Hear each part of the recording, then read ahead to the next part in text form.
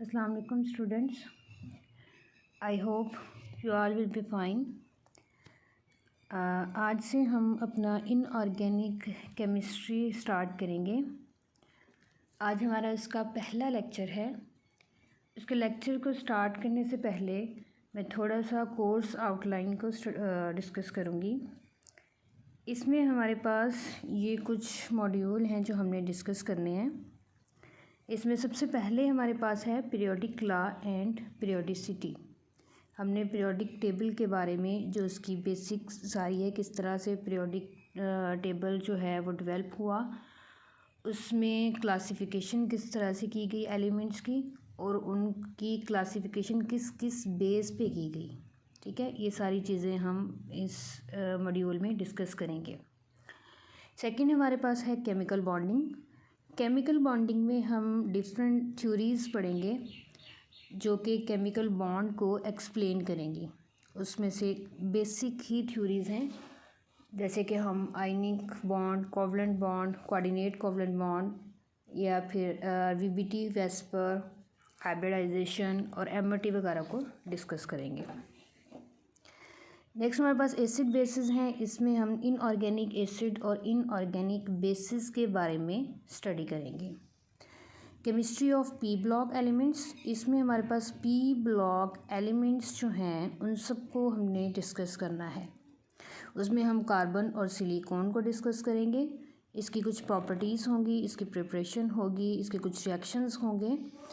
इसके अलावा नेक्स्ट हम नाइट्रोजन फास्फोरस को डिस्कस करेंगे, ऑक्सीजन और सल्फ़र को करेंगे, हैलोजेंस और लास्ट हमारा नोबल गैसेस होंगी। ये हमारे टोटल 9 मॉड्यूल हैं जो हमने इस सेमेस्टर में पढ़ने हैं। तो आज हम सबसे पहले पीरियोडिक लॉ एंड पीरियोडिसिटी से इसको स्टार्ट करेंगे।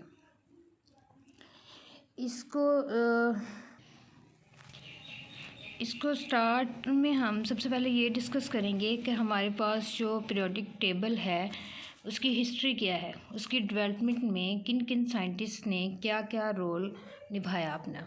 ठीक है, तो इसमें बहुत सारे साइंटिस्ट ने काम किया, लेकिन जो मेन है वो हम यहाँ पे डिस्कस करते हैं।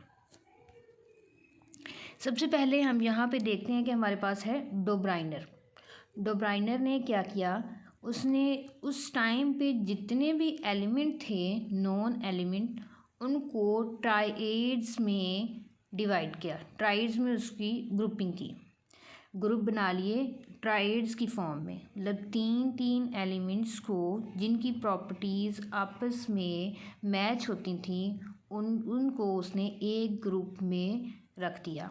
ठीक है, जैसे कि यहाँ पे आप देखें तो ये एक पीरियोडिक टेबल जो है हमें दिखाया गया है।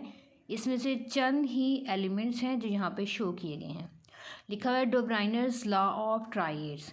इसमें ये 3 एलिमेंट्स हैं जो उसने अरेंज किए हैं। इधर से ये 3 एलिमेंट्स और ये 3 एलिमेंट्स, ये एटॉमिक मास की बेस पे इसने इसको अरेंज किया। सबसे पहले इसने कहा क्लोरीन, ब्रोमीन और आयोडीन, इन तीनों को इसने ये सेम ग्रुप के अंदर प्लेस किया। क्यों इसने किया, उसको लगा कि इन तीनों की प्रॉपर्टीज़ सेम हैं, इसलिए इसने इन 3 को एक ग्रुप में रख दिया। नेक्स्ट हमारे पास कैल्शियम, स्ट्रोंशियम और बेरियम था। उसकी प्रॉपर्टीज़ इसको सिमिलर लगी तो उसने उनको एक ग्रुप में प्लेस कर दिया। नेक्स्ट हमारे पास सल्फ़र, सिलीनियम और टेलोरियम, इनको भी उसने सेम एक ग्रुप में किया, वो यहाँ पे करके कहीं आएंगे। नेक्स्ट लिथियम, सोडियम और पोटाशियम, इनको एक ग्रुप में प्लेस किया, ये यहाँ पे। ठीक है, तो हमारे पास डोब्राइनर ने ट्राइएड्स की फॉर्म में एलिमेंट्स को अरेंज किया। उससे नेक्स्ट हमारे पास न्यूलैंड आया 1863 में। उसने कहा there was a repetition of properties every 8 element when atoms are arranged according to their atomic masses. ठीक है, ये ओल्ड पीरियोडिक लॉ भी है हमारे पास, इसको हम कहते हैं। वो कहता है कि हर 8वां जो एलिमेंट है उसकी प्रॉपर्टीज़ पहले एलिमेंट से मैच करती है।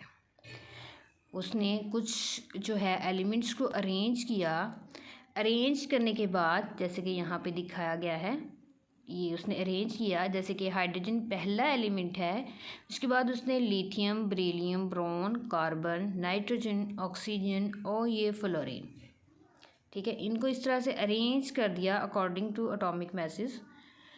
अब उसने कहा कि जो हमारे पास हर 8वां एलिमेंट है, 7 एलिमेंट के बाद जो 8वां है उसकी प्रॉपर्टीज़ पहले एलिमेंट से मैच करती हैं। देखिए हाइड्रोजन को भी उसने रेड सर्कल किया हुआ है और इसी तरह से उसने फ्लोरीन को भी रेड जो है उसका स्पॉट लगाया हुआ है। इसके बाद क्लोरीन को देखें, उसको भी उसने रेड स्पॉट से शो किया हुआ है। इसका मतलब है वो कह रहा है कि हर 7 एलिमेंट के बाद जो एलिमेंट आता है वो अपनी प्रॉपर्टीज़ को रिपीट करता है, मतलब वो पहले वाले एलिमेंट से मैच करता है।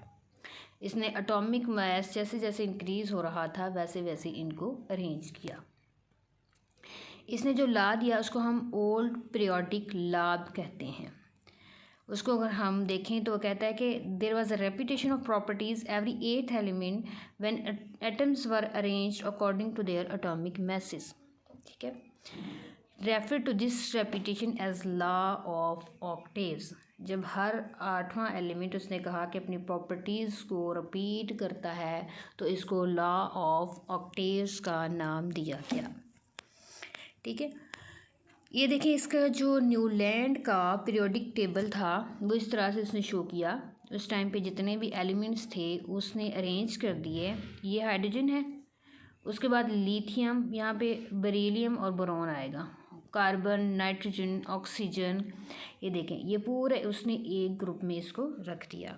उसके बाद फ्लोरीन की प्रॉपर्टीज़ वो कह रहा था हाइड्रोजन से मैच कर रही हैं तो इसने उसके बिल्कुल उसके सामने रख दिया। इसी तरह से बाकी next sodium, magnesium, aluminium, silicon, phosphorus, sulphur और नेक्स्ट क्लोरीन की फिर प्रॉपर्टीज़ फ्लोरीन से मैच होती थी तो वो उसके बिल्कुल उसने सामने उसको रख दिया। इसी तरह से उसने एलिमेंट्स को एटॉमिक मैसेज की बेस पे अरेंज किया और हर जो 8वां एलिमेंट जो पहले एलिमेंट से मैच कर रहा था उनको एक ही ग्रुप में एक ही पीरियड में अरेंज कर दिया। उनकी प्रॉपर्टीज़ उसने कहा कि मैच करती हैं। उससे नेक्स्ट हमारे पास मेंडलीव आया। मेंडलीव हमारे पास एक वाहिद साइंटिस्ट है जिसने सबसे पहले पीरियोडिक टेबल को एक बहुत प्यारी सी शेप में उसको अरेंज कर दिया, मतलब एक प्रॉपर पीरियड्स ग्रुप्स में और एक पीरियोडिक टेबल की जो शेप है वो मेंडलीव ने दी थी। उससे पहले देखें तो हमारे पास जो डो ब्राइनर है ये उसने भी जितने भी एलिमेंट्स थे उसको अरेंज किया। उसके बाद न्यूलैंड आ गया, उसने भी इस तरह से उसको अरेंज किया। लेकिन जो मेंडलीव है उसने सबसे अच्छी रिप्रेजेंटेशन पीरियोडिक टेबल की दी। उसने कहा उसने अरेंज कर दिए जो हमारे पास थे एलिमेंट्स, उनको भी एटॉमिक मैसेज की बेस पे ही अरेंज किया। 1869 में इसने किया और इसको मेंडलीव को कंसिडर किया जाता है father of modern periodic table. जो आजकल हम पीरियोडिक टेबल बोलते हैं वो में उसको मॉडर्न पीरियोडिक टेबल बोलते हैं। उसका जो फादर कहा जाता है वो मेंडलीव को कहा जाता है। क्यों? क्योंकि उसने इसको प्रॉपर ग्रुप्स और पीरियड्स में डिवाइड किया। Mendeleev's organizational scheme vertically grouped element with similar properties। उसने क्या कहा कि जो जिनकी प्रॉपर्टीज़ सिमिलर थी उन्होंने उसको एक ही ग्रुप में अरेंज कर दिया, ठीक है। एटॉमिक मैसेज की बेस पे ही अरेंज किया, लेकिन जिनकी प्रॉपर्टीज़ मैच होती थी उनको एक ग्रुप में अरेंज किया। Element of smaller masses physical and chemical properties repeated after every 7th element. Same बात है कि लॉ ऑफ ऑक्टेव्स की यहाँ पे बात की जा रही है कि हर 8वां एलिमेंट जो है उसकी प्रॉपर्टीज़ पहले एलिमेंट के साथ मैच करती थी, ठीक है। इसी तरह से जो लार्जर मासेस वाले हैं वो कह रहा है कि उनकी प्रॉपर्टीज़ 17 एलिमेंट, मतलब हर 18th एलिमेंट जो है वो फर्स्ट एलिमेंट से मैच करता है। ये जब हम पीरियोडिक टेबल में देखेंगे इसको तो फिर मैं आपको वहाँ पे एक्सप्लेन करूँगी। इसने जो पीरियोडिक लॉ दिया वो कहता है कि physical and chemical properties of elements are periodic, function of their atomic mass is called periodic law. ठीक है, इसको हम मॉडर्न पीरियोडिक लॉ भी कहते हैं। इसके अलावा मेंडलीव ने ये भी कहा कि कुछ एलिमेंट हमारे पास ऐसे हैं जो कि अभी तक डिस्कवर नहीं हुए। ये बहुत एक अच्छी चीज़ है, या बहुत हम कह सकते हैं कि मेंडलीव इतना इंटेलिजेंट था कि उसने उन एलिमेंट्स को भी वहाँ पे स्पेस उनकी छोड़ दी जो कि अभी डिस्कवर ही नहीं हुए थे। उसने कहा कि यहाँ पे कुछ स्पेसेस हैं जो कि जैसे कि यहाँ पे शो किया हुआ है, जैसे ये वाले। ठीक है, उसने ये स्पेसेस छोड़ दी कि यहाँ पे कोई ना कोई एलिमेंट है लेकिन वो अभी तक डिस्कवर नहीं हुआ था। ठीक है, तो उसने Mendeleev left blank spots in the periodic table for these undiscovered elements. ठीक है, मेंडलीव का पीरियोडिक टेबल देखें तो उसने कुछ उसको इस तरह से अरेंज किया। देखें, इसमें हाइड्रोजन है ये वाला, दूसरे next lithium, beryllium, boron, carbon, nitrogen, oxygen, fluorine. उसने इसको एक पीरियड में रख दिया। हमने पढ़ा कि मेंडलीव ने जिनकी प्रॉपर्टीज़ सेम थी उनको एक ग्रुप में अरेंज किया। ठीक है, तो हम कह रहे थे कि हमारे पास ये जो है हर जो 8वां एलिमेंट है वो पहले वाले एलिमेंट से अपनी प्रॉपर्टीज़ उसकी मैच करती हैं। तो जिनकी प्रॉपर्टीज़ मैच करती थी उसने उसको एक ग्रुप में अरेंज किया। इन सब की प्रॉपर्टीज़ हाइड्रोजन से नीचे हम सीजियम तक जाते हैं तो इनकी प्रॉपर्टीज़ एक जैसी हैं, इसलिए इन्हें इसको एक ग्रुप में अरेंज किया। नेक्स्ट बेरिलियम से magnesium, calcium, zinc, strontium, cadmium, ये सारे बेरिलियम तक इनकी प्रॉपर्टीज़ मैच करती थी, इसने उसको एक सेकेंड ग्रुप पे रख दिया। थर्ड, इसी तरह से ग्रुप बनाया, उसने जो एलिमेंट्स थे वो अरेंज कर दिए लेकिन साथ ही साथ दो यहाँ पे स्पेसेस भी छोड़ दी। उसने कहा यहाँ पे दो एलिमेंट ऐसे हैं जो कि अभी तक डिस्कवर नहीं हुए लेकिन वो एग्जिस्ट करते हैं, उसकी प्रॉपर्टीज़ उसने बताई। ठीक है, इस तरह से जितने भी एलिमेंट थे उस टाइम पे उसने उनको अरेंज कर दिया। ये कुछ एलिमेंट्स ऐसे हैं जो इसने इस ग्रुप में रख दिए जो कि थोड़ा सा इसमें मसले मसाइल थे, कुछ चीज़ें थीं जो कि मेंडलीव अभी उनको एक्सप्लेन नहीं कर पाया था। 1879, Mendeleev's periodic table received a powerful boost in acceptance when it predicted the existence of gallium, germanium and scandium। ये वो वाले एलिमेंट हैं जिनके लिए मेंडलीव ने कहा था कि इनकी प्रॉपर्टीज़ ये हैं लेकिन ये अभी तक डिस्कवर नहीं हुए लेकिन ये एग्जिस्ट करते हैं, जिसके लिए उसने स्पेसेस छोड़ी थी पीरियोडिक टेबल में। जब ये एलिमेंट डिस्कवर हुए तो तब इसके मेंडलीव्स पीरियोडिक टेबल को एक्सेप्टेंस मिली।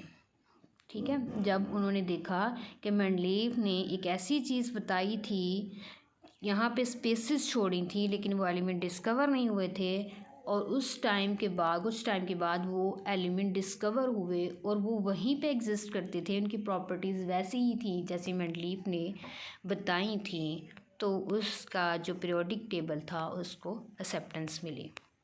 ठीक है, Mendeleev's table was fairly accurate but there were a few more needed modifications। Mendeleev के टेबल जो पीरियोडिक टेबल था, नो डाउट उसमें बहुत सारे मसले मसाइल सॉल्व हो चुके थे, रिजॉल्व हो चुके थे, लेकिन उसमें भी बहुत सारी चीज़ें ऐसी थीं जो कि उस टाइम पे उनको एक्सप्लेन नहीं कर पाया था मेंडलीव। उसमें सबसे ज़्यादा एक चीज़ थी, उसमें नोबल गैसेस की कोई स्पेस नहीं थी, वो उनको नहीं बता पाया था कि इनकी जगह कौन सी है, कौन किस पोजीशन पे इसको होना चाहिए। विलियम रामसे ने इसको last group of the periodic table जो है डिसाइड किया। उसने कहा कि ये इनर्ट गैसेस हैं, ये पीरियोडिक टेबल का जो लास्ट ग्रुप होगा वो इनर्ट गैसेस का होगा। अब उसने इनर्ट गैसेस को किस तरह से डिस्कवर किया, उसको किस तरह से फील हुआ, उसने ये देखा कि जब हमारे पास नाइट्रोजन हमारे पास एयर में प्रेजेंट होती है, उसकी डेंसिटी जो कि एयर में थी वो उसने देखी, और जो किसी कंपाउंड से नाइट्रोजन रिलीज़ हुई उन दोनों की डेंसिटी को जब उसने मेजर किया तो उनकी डेंसिटी में डिफरेंस था। उसने विलियम रामसे ने फिर कहा कि कोई ऐसी चीज़ है जिसकी वजह से इन दोनों नाइट्रोजन की डेंसिटी में डिफरेंस है। जो एयर में नाइट्रोजन है और जो किसी कंपाउंड से हम रिलीज़ होती है नाइट्रोजन, उन दोनों की अगर डेंसिटी देखें तो उन दोनों में डिफरेंस है। वो डिफरेंस किसी न किसी चीज़ की वजह से है। उसने वो डिफरेंस डिटेक्ट किया कि ये आर्गोन की प्रेजेंस की वजह से है, जो कि इनर्ट गैस है। इसी तरह से उसने हीलियम को डिटेक्ट किया और इन सारी इनर्ट गैसेस को उसने पीरियोडिक टेबल के लास्ट ग्रुप में अरेंज किया। इसके अलावा कुछ टेलोरियम और आयोडीन 2 एलिमेंट्स थे जो कि वो भी उस ग्रुप में कोई ख़ास पोजीशन उसको एक्सप्लेन नहीं कर पा रही थी। ठीक है, तो ये मतलब मसला जो था टेलोरियम और आयोडीन की पोजीशन का, वो रिज़ोल्व हुआ हेनरी मोज़ले से। जब मोज़ले ने पीरियोडिक टेबल को अरेंज किया according to atomic number, Mendeleev ने अरेंज किया था अकॉर्डिंग टू एटॉमिक मैसेस।